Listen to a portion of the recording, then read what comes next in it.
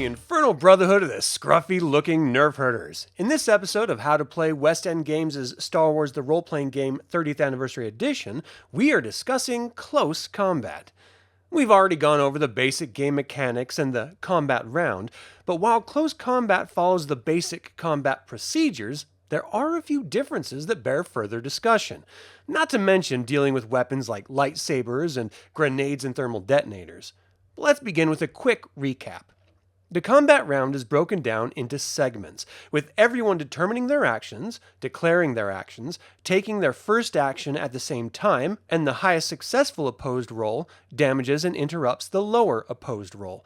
If anyone declares a second action, all actions are reduced by 1d, and they then take their second action, and so on. For most combat situations, you'll be using ranged weapons like blasters, for example, where the difficulty number you need to roll over is equal to the range your target is at in relation to you. For point-blank range, you roll over a 5, short range over a 10, medium range over a 15, and long range over a 20. But what if you're brawling or in melee combat? You may find yourself in close combat where you need to attack an enemy with your hands or with a melee weapon. The game mechanics are the same as with ranged combat, only, rather than using the range for your difficulty number, you use the difficulty number of the weapon. So for example, hand-to-hand attacks difficulty number is 5, a spear's difficulty number is 10, a vibroblade's difficulty number is 15, and a lightsaber's difficulty number is 20. With hand-to-hand attacks, you will roll your brawling skill, and with melee weapon attacks, you will roll your melee skill. You may only make a hand-to-hand attack if you are within 2 meters of each other. As a reaction, you can naturally dodge, but you would use your brawling parry skill if you have no weapon, and you would use your melee parry skill if you do have a weapon.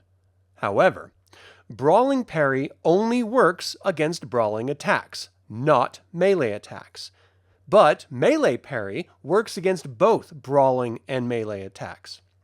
To parry as a reaction, you would roll your appropriate parry skill and add that to your attacker's difficulty number. If the attacker's roll is equal to or greater than the modified difficulty number, they hit their target.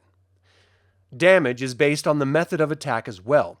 Each brawling and melee weapon has a damage code. Brawling attacks use your strength attribute for damage. Melee weapons use the strength attribute and the weapon's damage code.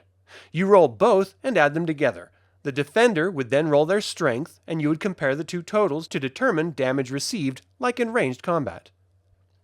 Lightsabers are used slightly differently. First, anyone can use a lightsaber, but if you are force sensitive, you can use it in special ways. However, finding a lightsaber is incredibly difficult as they are rare. A lightsaber is used in the same way as other melee weapons with the following caveats. Attacks are made with the lightsaber skill, not the melee skill. You never add strength to the lightsaber's damage code. However, if you have the control skill, you can add that when determining damage. The only thing that can parry a lightsaber is another lightsaber, period. These plasma swords cut through limbs and other materials after all. You can use a lightsaber to parry any melee weapon. You would use your melee parry skill, or sense skill if you're force sensitive.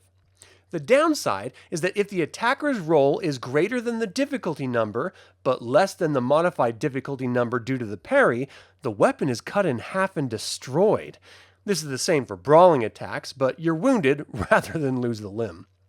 I will be covering the Force in a future episode, so look for that video for further uses of a lightsaber. Finally, I'd like to discuss how to use grenades and thermal detonators in combat. These weapons are a category of their own. They're neither melee or fired weapons. If you fail to hit your target with a grenade, it simply means it scatters, but it still does area damage. Unlike other weapon types, you don't have to see your target to hit them. You can also be dodged, but the total is applied to the grenade's difficulty, not the thrower's. Throwing a grenade is done in 3 steps.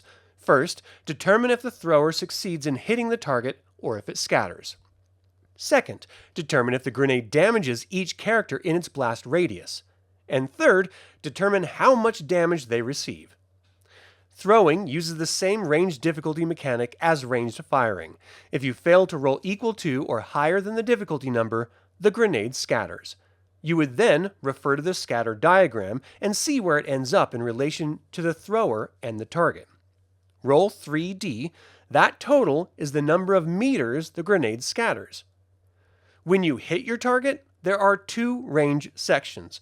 The first is in relation to the target for the difficulty number. The second is to determine others affected by the blast. Anyone within 10 meters of a grenade and 20 meters of a thermal detonator will be hit. You would then roll for the grenade. The grenade's difficulty number is based on range. Characters may dodge, which means falling prone, to avoid the blast. You would use normal dodge rules, which would increase the difficulty number of the grenade. Roll 4D for the grenade. If it's equal to or greater than the difficulty number, it has hit the character. If it's lower, it misses them. Roll separately for each character within the blast radius. Damage is based on the range that the character is from the blast. Depending on the character's range from the blast, you would roll that number of dice.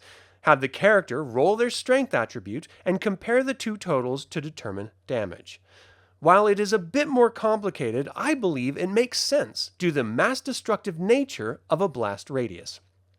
Thank you all for tuning in. We invite you to subscribe to this channel and click the bell to get notified about our next video. You can now join the Infernal Brotherhood through YouTube memberships and pick up some of our custom designed Star Wars apparel by following the links in the description below. Until the Infernal Brotherhood convenes again, my fellow scruffy-looking nerf herders, may the Force be with you.